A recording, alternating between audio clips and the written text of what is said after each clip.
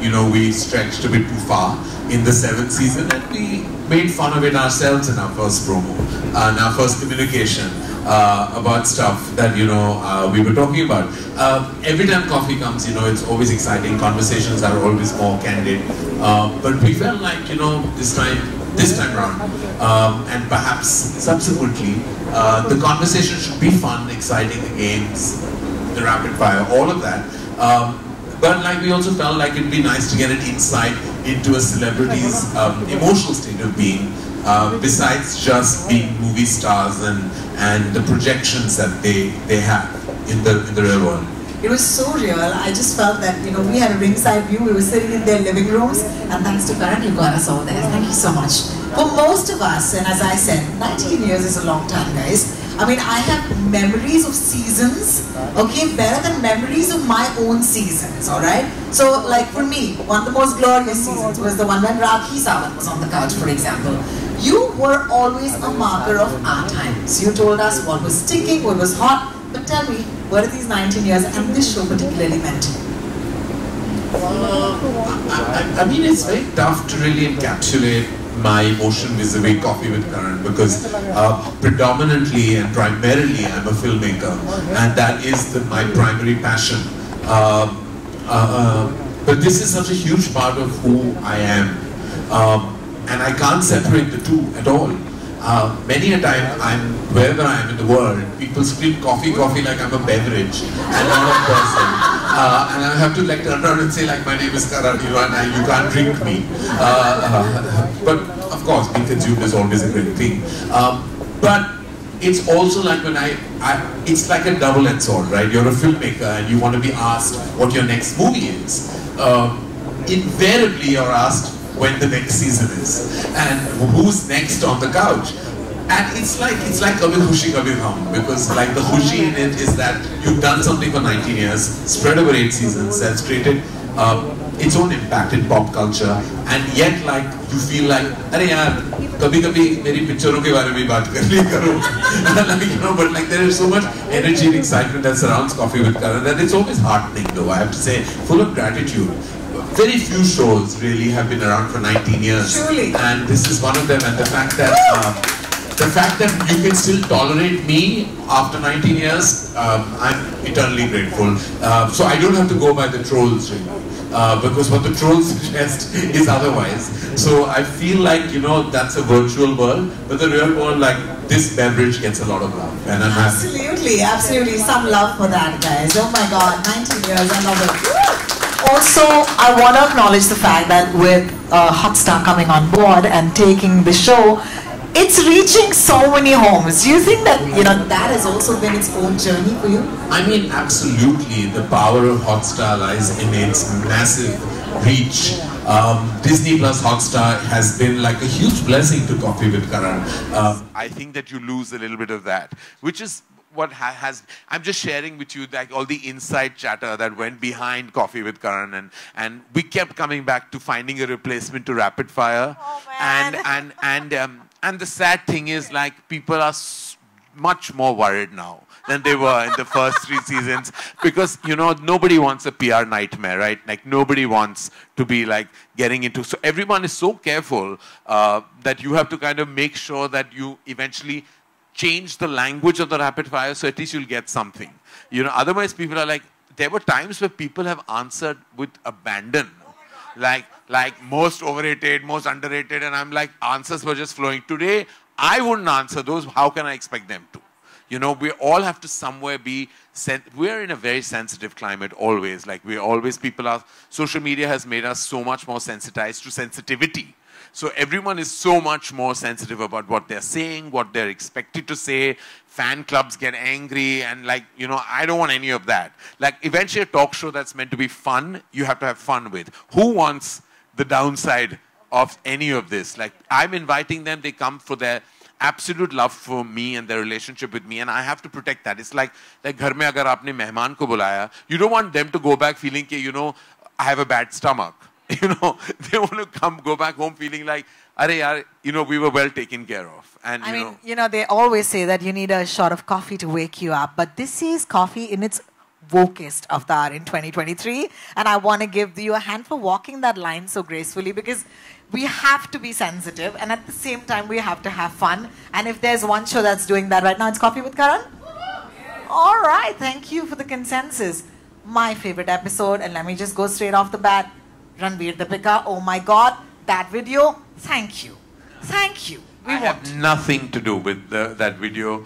The beauty, the romance, the intensity, the emotion of that video comes from both of them, from their hearts and souls. And it was their idea to share that with us. And I was very, very, very touched. And I'm very grateful to both Ranveer and Deepika for actually sharing with not just me, but the entire world, a very private part of their lives.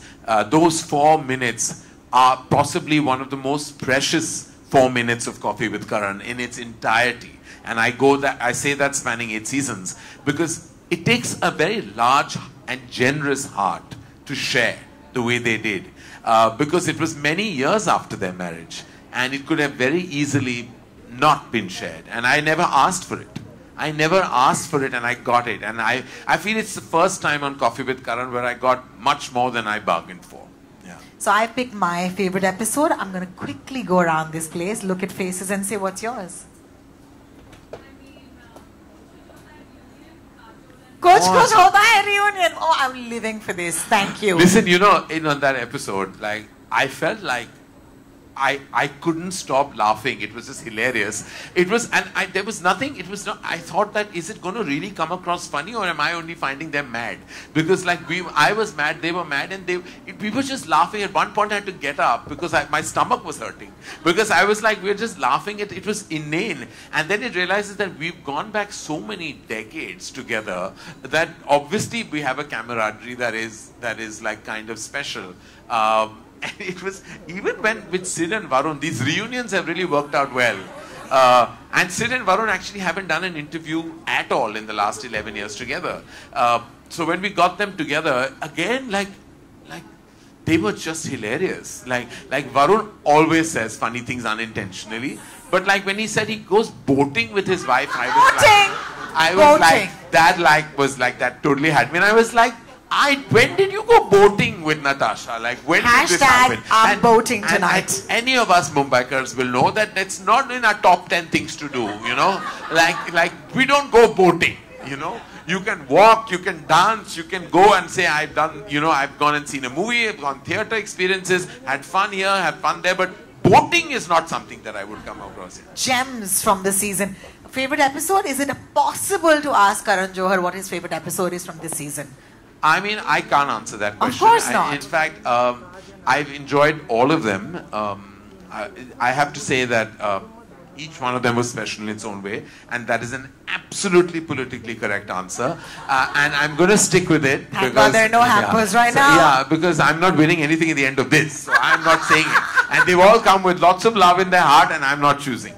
Oh my God. All right, so then I think it's time to let you do some questions, right? So we have a mic, it'll pass around. Obviously, you'll address your question to Karan Johar, not me, so go for it.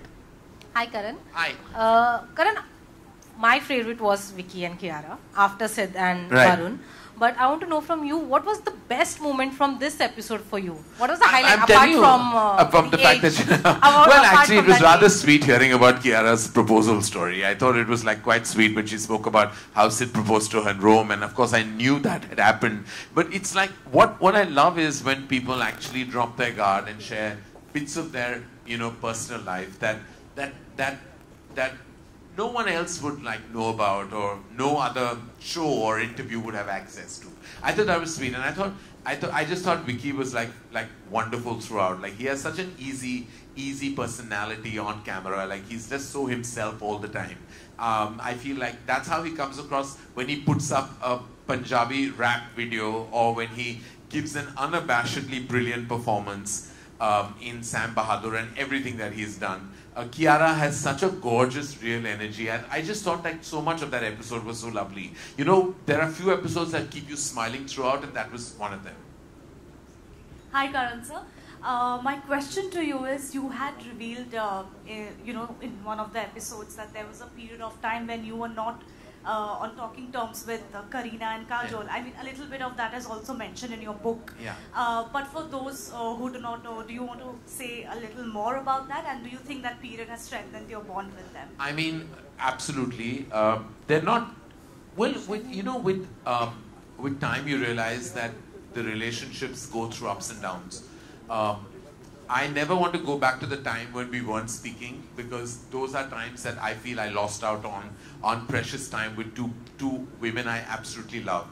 I'm just glad that today we are even stronger as friends, as family. And in fact, it's bizarre because when I speak about, I never thought that Kareena and I would have children at the absolute same time. Like, I always wondered because I was an older parent, like when I had my kids, I was 44 years old. And I kept thinking in my heart that, I'm going to obviously be the oldest person in a PTA meeting or on a WhatsApp group or in a birthday party. And that's so far from the truth, because Kareena had Temur at 2 months prior to Yash and Ruhi's birth. And Rani had Adira a year before. And I was like, these are two of my closest friends. And they both actually, have kids around the same age. And if you see Kajal with my kids, it's like she's becomes one of them.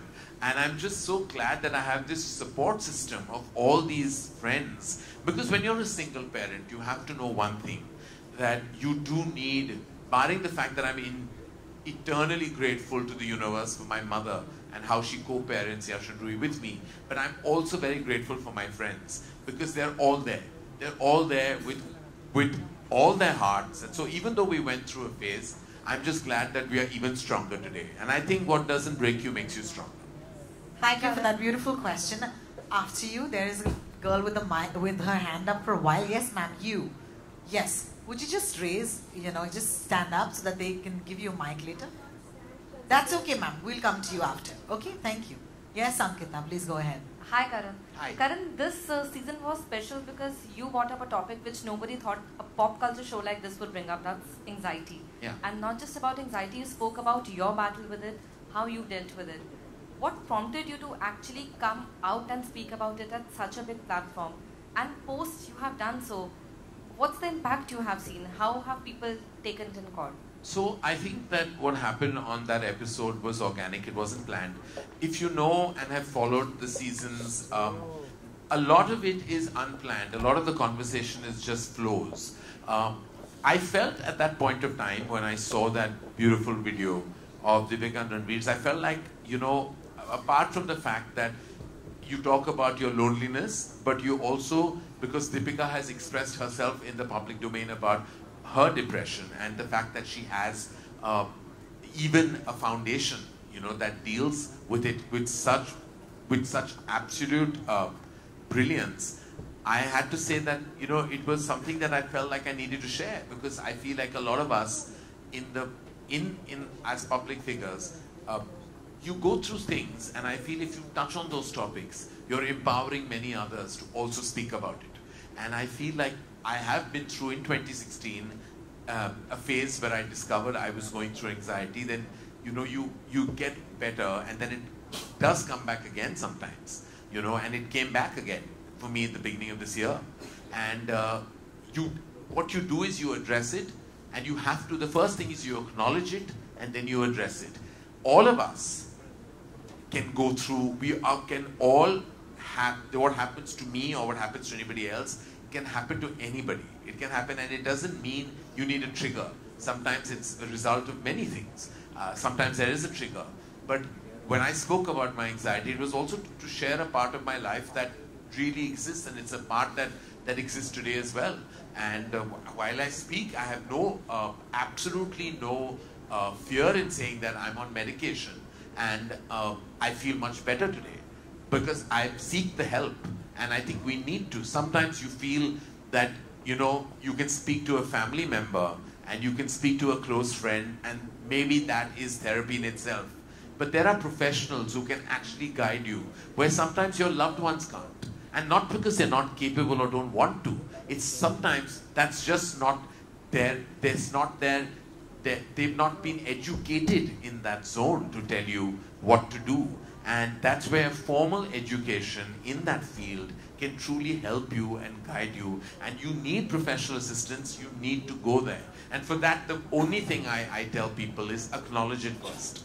Acknowledge it to yourself, show that family members also are aware, and then you take that step that you have to.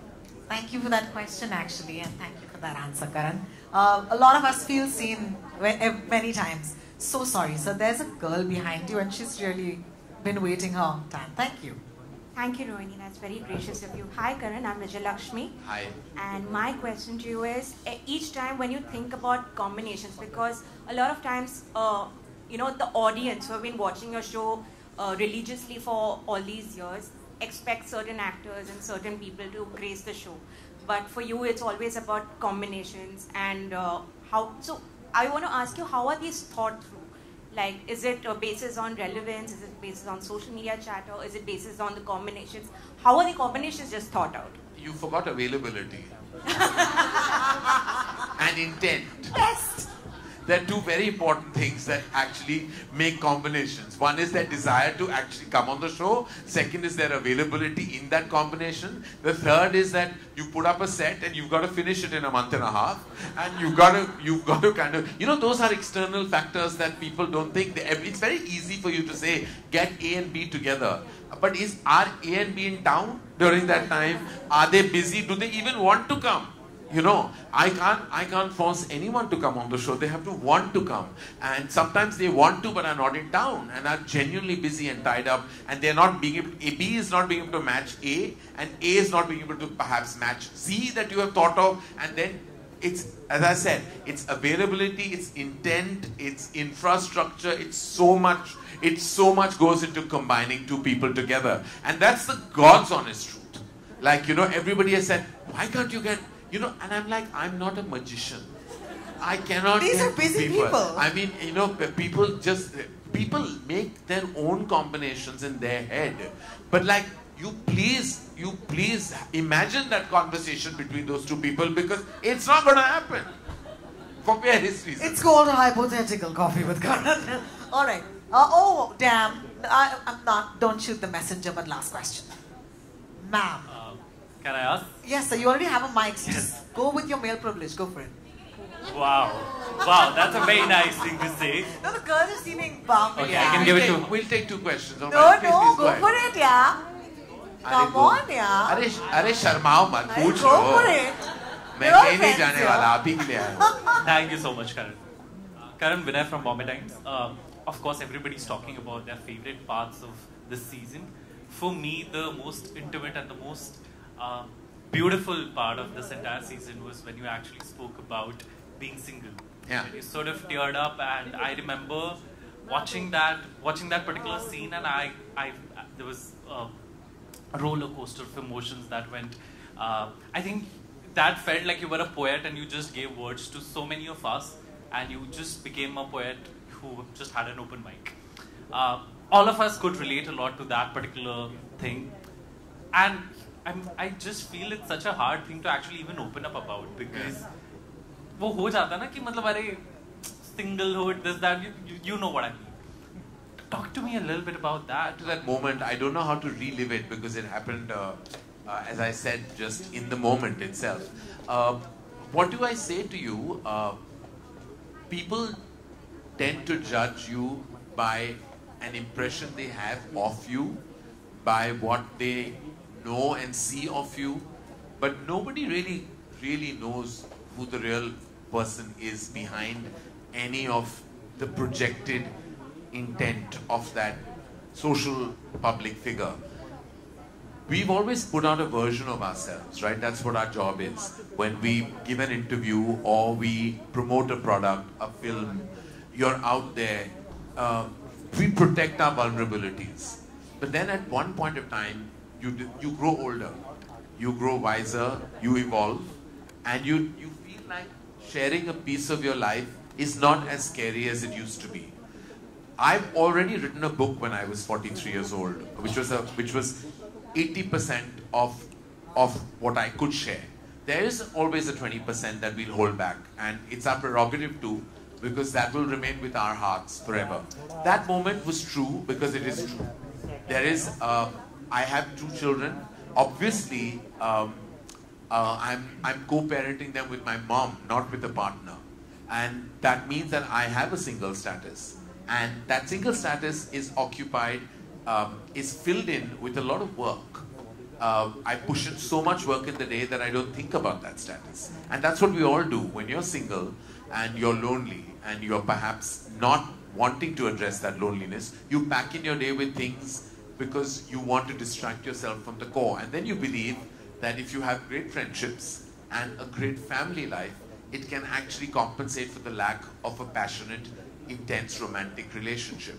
Nothing can replace that. You must understand, life is full of boxes. You know, parents fill one, children fill the other, friends fill the other. But there's a box for an intense love romantic relationship that if you don't experience, there is a sense of incompleteness that nothing can ever fulfill. And that loneliness can actually really kind of consume you, and it has consumed me. And I have not been in a relationship for very many years, a decade and more, and only I know what that really feels like. Fortunately for me, I can live vicariously through cinema. I can create those stories and characters that perhaps that I would like to kind of either romantically be inclined with or just fulfill that part of love and romance in my life. Not everybody has that leverage. I am a filmmaker, I'm a storyteller. What I can't experience, I can write and execute on celluloid. And that to me is my biggest privilege, that of being a filmmaker. Yeah, can we just take a minute? Thank you for that amazing question. Ji. Okay.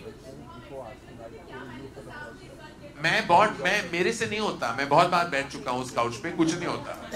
ये दूसरे लोग आते हैं और उनकी जिंदगी बन जाती है, उनकी शादी हो जाती है, सब कुछ हो जाता है, उनके रिलेशनशिप्स कामयाब होते हैं, कामिल होते हैं. मैं उस काउच पे बैठ के मैंने बहुत चीजें मांगी हैं, वो नहीं मिले हैं. I want to tell you that manifestation only works one way.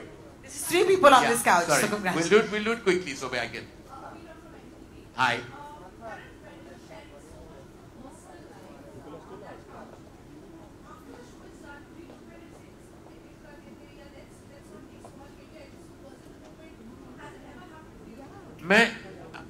I have said this, I've been asked by the team much more than I've said it to cut things out. I have actually never wanted to cut stuff out because I feel like everybody else protects your interests much more than I have myself. I've kept things that maybe in retrospect I shouldn't have, but I feel like when somebody comes and says something and I have a natural response, I have to keep it all. You know, we cut out the boring banter which actually don't add up to anything. But things of consequence, we've never cut out. And I have never asked to remove anything that I have said that is too personal or perhaps sometimes maybe an opinion that I feel will have repercussions and ramifications. It's all there. And there's proof of that. You've seen it. You've seen stuff that you could turn around and tell me, "Arey, ye rakha kyun? We're still bearing the brunt of it." But I said, I've kept it. I've kept it because they are your guests. वो आपके मेहमान हैं, वो आके कुछ कहते हैं, दिल से कहते हैं, दिमाग से कहते हैं, और जो भी कहते हैं उन्होंने कहा है, मैं वो नहीं निकाल सकता. That's the way I respect a guest on Coffee with Karan. Yes, ma'am. We all missed him. Did you miss him too on the couch? We're talking about Mr. Shah Rukh Khan. Oh, immensely. I miss, but I just know that if there's any megastar in our who has earned his right to speak when he needs to, it's Shah Rukh Khan. And I, of all the people, being his closest friend and family, should understand that. I just absolutely knew that, you know, everyone says that, you know, I have that leverage because he's family to me, that I can ask him and request, and he's never said no to me. And I don't want, so I never asked, because I know that he didn't want to be in that dilemmatic kind of like situation where he'd have to say no to me. Like whenever I've asked him, so I pick and choose what I ask for, because like he's somebody that matters the world to me, he's family to me, he's my older brother, he's everything. And I feel like I know when the right time is there, I will ask him, and I know when he has to want to speak, he will. And when he does, I know it will be extraordinary, because no one gives interviews better than Shah Rukh Khan. Nobody speaks better than him. When he speaks on a global platform or on a national platform, he is just the wizard of words and truly the emperor of not just entertainment on screen, but also off screen. And a lot of our collective love for him is because of the man that he has been to us off screen. You know, so you love him as every character from Raj to Jawan, but like the Shah Rukh Khan that we all know, I mean, you can't, I don't know a single person that will be in a room with him and not walk out of the room weak-kneed or absolutely in love with him. Like that. I don't, because I have coffee with Karan nearly every night. So I have nearly every evening, Shahrukh, Gauri, me and his family, we meet. So I'm having those conversations. I understand why you would miss him, but I'm satiated because he's a big, huge part of my daily existence and life. Well, thank you so much, everybody, for joining in today. I will just end by saying that, firstly, thank you. Thank you for always being so kind and gracious. Thank you for always being like so vibrant and also so energized that you give that energy to the person you're sitting next to. Thank you to Disney Plus Hotstar, and special mention to Gaurav Banerjee and his entire team who have been so absolutely amazing. Right through the journey of Koffee With Karan, to Mr. Madhavan, who actually he's been our guiding light at Disney Plus Hotstar, and to Janvi and the entire team of Koffee With Karan, to everyone, my marketing team, to Nilofer, to all of them who have been stalwarts and pillars of Koffee With Karan and have stood tall. And special thanks to even Len, who has been with me right through, and like also big thanks to all of you, you know, who've actually given the show love. Even when I've read large columns of criticism on the episode, I'm like, wow, somebody took so much time to dissect a talk show, and I'm like, that is so gratifying to even read. Like, and like I'm like, this particular episode bored me to tears, but why are you writing 5 pages on it? Like, if it bored you to tears, then why have you written so much? Like, if it bored you to tears, you should have switched it off. You have that remote in your hand. But I'm very gratified by the love, the criticism, the analysis, and also the consistency of the fact that maybe, if all else fails, I know I'll always be a host on Koffee With Karan. It's great solace for me to be. Thank you guys. Thank you from the bottom of my heart. Thanks, Karan. Guys, it's pretty simple. I mean, this industry used to wake up on Friday mornings, but you made it Thursday morning. So thank you so much for doing that. Actually, Wednesday midnight. Wednesday midnight, guys. Wednesday midnight, of course. Well, this Wednesday midnight, you don't have anything to see because you already saw it. You saw. Okay, watch it. Yeah. Well, I mean, like, if you can watch it, but it would be lovely if you tune into another platform and watch Rock Kirani again also. It would be lovely. It would make my heart even happier. I'm not mentioning a platform because then you know what will happen. Mr. Johar, we love you. Thank you so much for joining us. Thank you. It's been wonderful. Thank you. Thanks, everybody. We'll see you.